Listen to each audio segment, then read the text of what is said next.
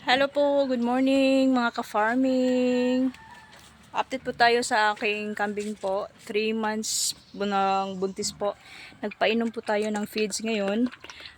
Darak ng mais, tsaka may halong grower ng Ultra Pack po.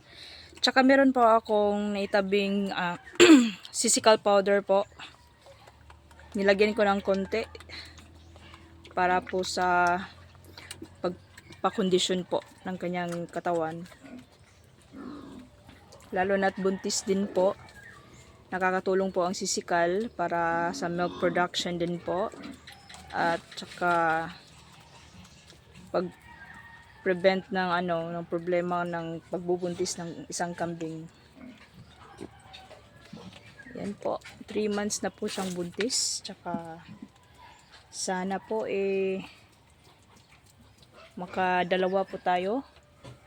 O kahit isa lang po. Okay lang po. Basta malusog lang.